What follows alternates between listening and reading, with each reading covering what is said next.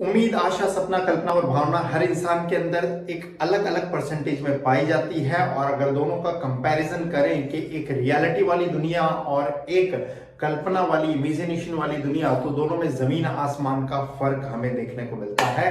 और आज की कहानी आपको कहीं ना कहीं इसी प्रकार से हेल्प करेगी कि आप अपने ड्रीम वर्ल्ड और अपनी रियलिटी वाले वर्ल्ड को समझकर लाइफ में किस प्रकार से आगे बढ़ सकते हैं।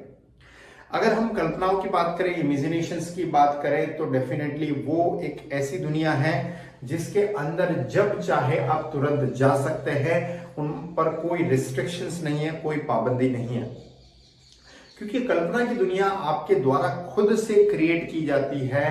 आपको किसी एक पर्टिकुलर व्यक्ति की परमिशन नहीं लेनी पड़ती है। You are the king of that particular land. Wherever you want to land your flight of imagination, you can land. Either you want to land your flight in India or America, that does not make any difference, especially into the imagination, into the world of fantasy. लेकिन आज की कहानी आपको इस प्रकार से एक ice side open करके देगी कि किस प्रकार हम हमारी दुनिया को ना सिर्फ जो है रियलिटी से कनेक्ट करें, लेकिन रियलिटी में ही जीने से आपको किस प्रकार से ज्यादा फायदा हो सकता है। सो कहानी को एंड तक सुनिएगा, बिकॉज एंड में मैं एक बहुत शानदार सी आपको इंग्लिश की प्रोवर्ब, इंग्लिश की एक कहावत भी बताने वाला हूं, जो आपको अपनी इंग्लिश स्पीकिंग जर्नी में और अपनी पर्सनालिटी को शेप करने में भी मदद करेगी। So this story is about a milkmaid who always sees the dreams. तो एक ऐसी मिल्कमेड की कहानी है जो ज्यादातर सपने देखती रहती है।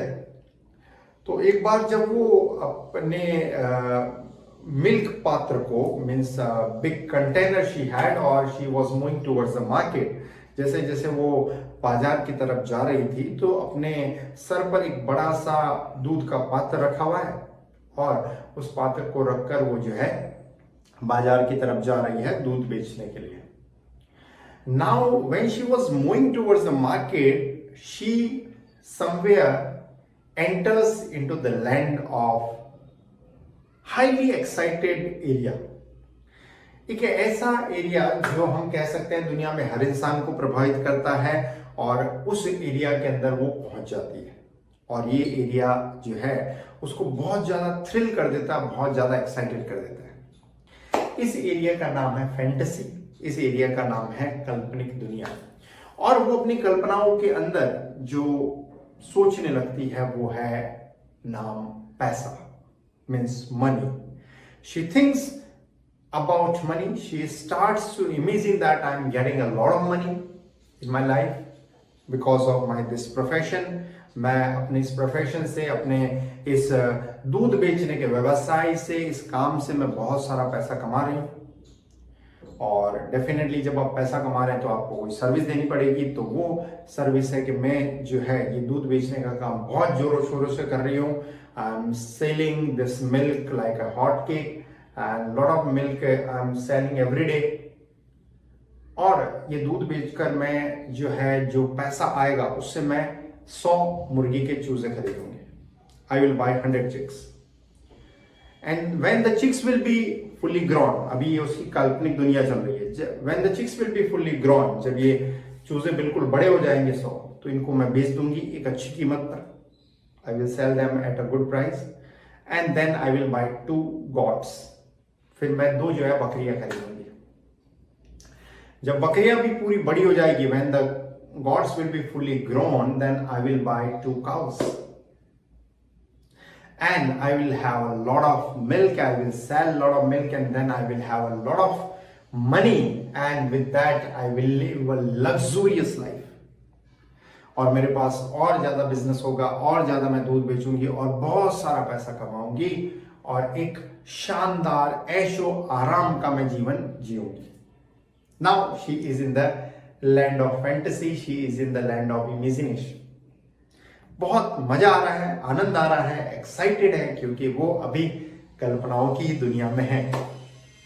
लेकिन हर इंसान को जो कल्पनाएं देख रहा है या कल्पनाओं में है, उसे कभी ना कभी तो उस कल्पना से बाहर आना रहता है। और यही ये समय आता है जब उसको अपनी कल्पनाओं से बाहर आना रहता है। जैसे ही वो ये थॉट लाती है कि मेरे पास बहुत सारा पैसा होगा, वो एक्साइटेड होती है, सर के उसके ऊपर दूध का पात्र रखा है, वो उस एक्साइटमेंट के कारण उछलने लगती है, कूदने लगती है, और उसके सर पर जो दूध का पात्र रखा होता है वो गिर जाता है। तुरंत सारा दूध जो है फर्श पर बेकार हो जाता है, स्प्लिट हो जाता है। और फिर जैसे ही वो देखती है दूध को तो बहुत जोर जोर से रोने लगती है। She starts to cry because आज की उसकी जो कमाई थी, आज का उसका जो इनकम था, वो पूरा का पूरा मिट्टी में मिल चुका था, वो पानी में बह चुका था। नाउ इस कहानी से अगर हम रियलिटी को कनेक्ट करें तो जो दूध का पात्र सर पर रखा है उस मिल्क मेड के, तो वो आप कह सकते हैं हर इंसान की जिम्मेदारियां हैं। Every human being living on this planet earth has some or the other responsibility. हर इंसान के अंदर कुछ ना कुछ जिम्मेदारियां होती है और वो उन जिम्मेदारियों से कभी भी मुंह नहीं मोड़ सकता। He can not turn his face towards those reality. हो सकता है कि वो फैंटेसी में जाए और वो ऐसा फील करे कि ये जिम्मेदारियां नहीं है, लेकिन जैसे ही वो फैंटेसी में जाएगा तो जिस प्रकार से ये दूध का पात्र नीचे गिर गया है, वो उसकी जिम्मेदारियां उससे गिर जाएगी और वो रियलिटी की लैंड से कहीं ना कहीं इमेजिनेशन वाले लैंड पर, फैंटेसी के लैंड पर जो है पहुंच जाएगा और फिर वो अपनी जिम्मेदारियों को अच्छे से नहीं निभा पाएगा। और जिम्मेदारियां जैसे ही पीछे छूटेगी तो फिर उसे बहुत ज्यादा रिग्रेट होगा, बहुत ज्यादा पछतावा होगा, जैसे कि यहां मिल्क मेड को पछतावा हो रहा है। She is crying foolishly. It simply means that you always live in the world of reality। आप वास्तविकता की दुनिया में जितना जीते हैं तो आप ज्यादा स्ट्रांगली एक्शन ले पाते हैं, आप ज्यादा फोकस कर पाते हैं, ज्यादा आगे बढ़ पाते हैं।